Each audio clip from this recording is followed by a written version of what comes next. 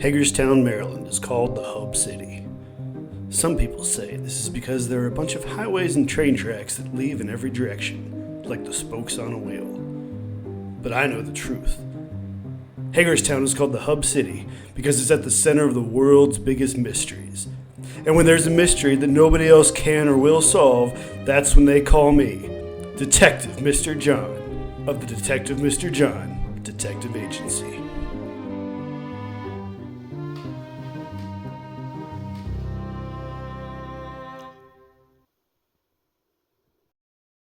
My investigation in Jerusalem was going well until the man I was searching for had an unfortunate run-in with the Roman authorities, was arrested, and put to death.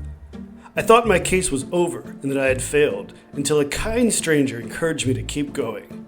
This angel suggested that Jesus' death might not be the end of the story. What could that possibly mean? There's nothing more final than death.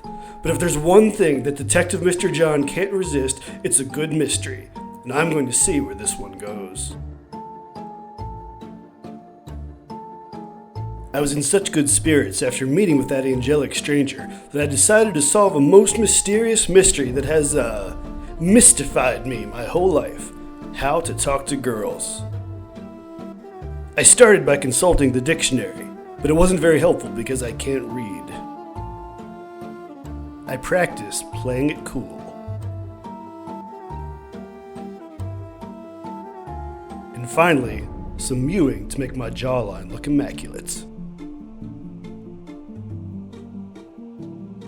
My fellow detective, crime-solving Kelsey, offered to help me practice.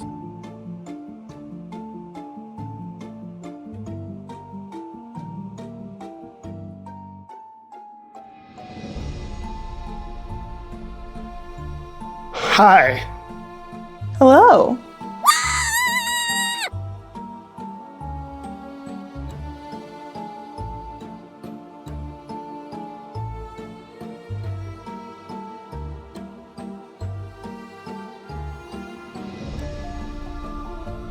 You know, I think that went pretty well.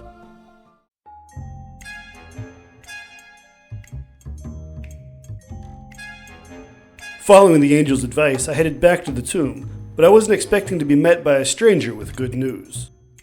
Excuse me, aren't you Detective Mr. John with the Detective Mr. John Detective Agency? That I am, ma'am, and ordinarily I'd be happy to oblige you with an autograph, but I'm in a bit of a hurry today. Ah, you must be heading for the tomb, which is empty.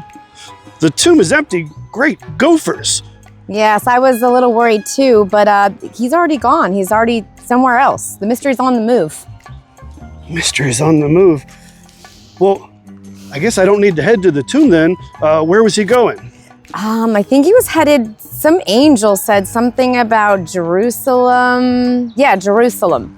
Well, I owe you and I owe you for this autograph, but I've got to hurry to Jerusalem. Thanks, sister.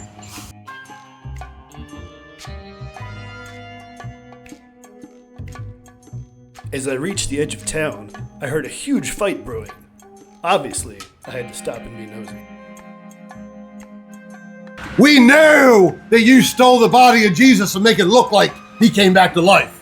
I swear on my God and my life, we did no such thing, and I would lay down my life to prove it. Liar! No, Liar! that's right. I didn't recognize Jesus at first. He came to me and he walked with me along the road, and then he opened my eyes. He came back to life to show us that he was really the Son of God. You fools! Don't you You understand? fools! Everyone knows that Jesus came to save the world from the evil Roman Empire. Everyone knows that. If you're not lying to me, then Jesus himself thinks he's some type of sleight of hands musician who just hit himself to make it look like he died and came back to life. But I knew it was no trick. I'd seen enough blood on the road and under the cross that Jesus couldn't have survived everything the Romans did to him. So if it wasn't the Romans, the Jews, or Jesus' disciples, that left only one answer. As impossible as it sounds, Jesus really did come back to life after dying on the cross. I needed to update my case file.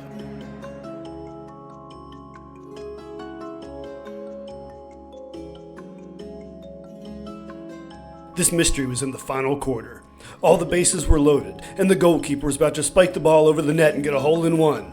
Jesus really was the Son of God. He really did die on the cross to save everyone from their sins, and then he really did come back to life. Only one question remained. What would he do now that he was back from the dead?